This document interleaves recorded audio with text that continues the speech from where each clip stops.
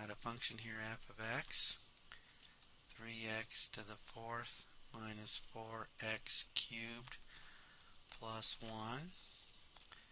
And I'm going to try to graph it. First of all, notice that the domain of this function is all real numbers. It's polynomial. I'm going to start out taking the first derivative, so I get 12x cubed minus 12x squared. And just to stop there a minute, if I set the first derivative equal to 0,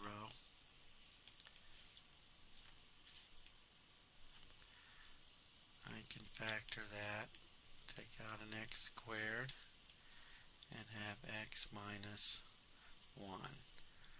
So I have two critical points, 0, 12x squared equals 0, means x is 0, and x minus 1 equal to 0. And we get x equal to 1. Now what does the first derivative say about the original function? It gives the slope of the curve, or the slope of the tangent line at that point, at any point, and it tells whether the function's increasing or decreasing. It tells the rate at which the function is increasing and decreasing. And if I break up the interval here and take test points to the left of 0, I'd put in a negative 1.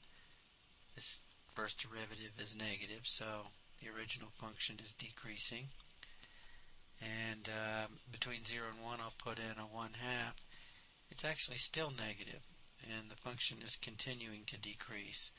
But to the right of 1, if I put in a test point of 2, the first derivative is positive, and that indicates that the original function is increasing. So I have an extreme value at 1. So actually, because it goes from decreasing to increasing, it's a relative minimum. And it's at x equal to 1. And the relative minimum is, let's see, it'd be 3 times 1 minus 4 times 1 plus 1 is 0. So 0 is the relative minimum.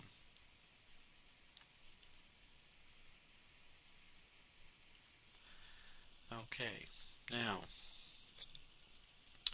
let's see what the second derivative will give us. So, and you know the second derivative is the derivative of the first derivative, so I got 36x squared minus 24x. I'm going to follow pretty much the same procedure. I'm going to set that equal to 0, and in this case I can factor out a 12x, and I get 3x minus 2.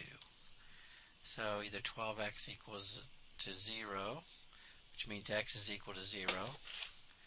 So I get a critical point of 0 for the second derivative also, or the 3x minus 2 equals 0,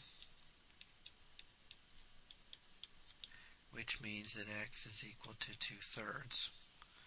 So let's see, 2/3 would be about right there.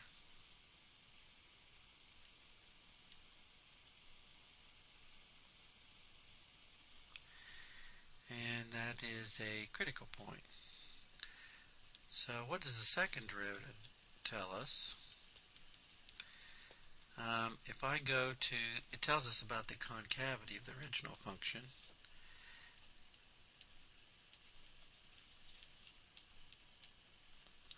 So if I go to the left of 0,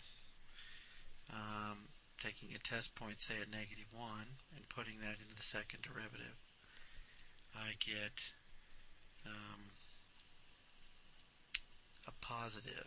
You'll notice that at negative 1, the 12x is negative, and the 3x minus 2 is negative. So a negative times a negative is a positive. So the second derivative is positive.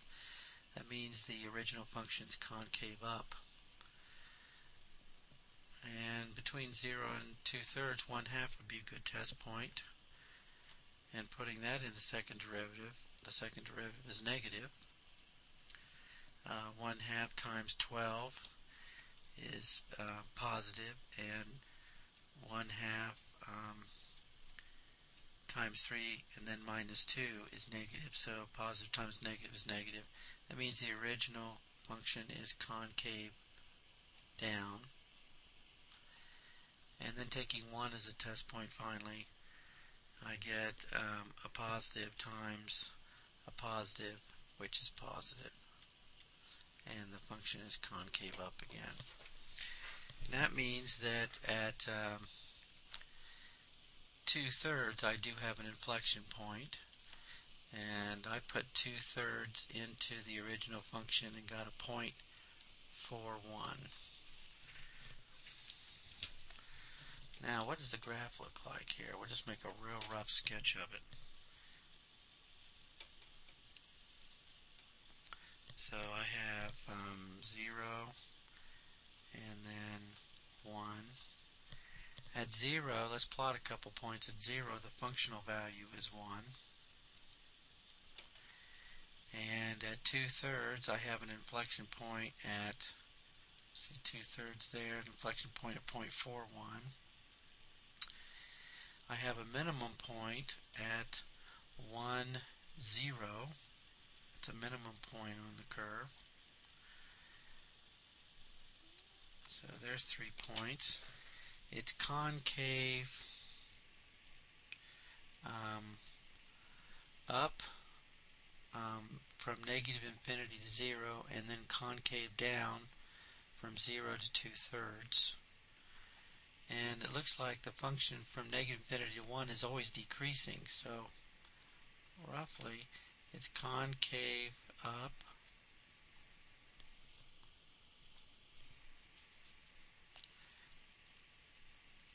and then it's concave down,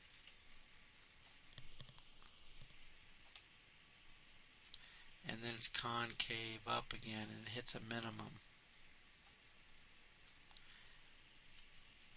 So let's look at that. It's concave up, it's concave down, and then it's concave up. And then I have the minimum value here on the curve. So you get a rough sketch of the graph. The second derivative does help determine the form of the graph, and gives you some key points in which that can change, the idea of concavity. The first derivative tells you how fast the function is changing at a point. The second derivative tells you how fast the first derivative is changing, or how fast the rate is changing. The second derivative is a measure of the acceleration of the original function at a point.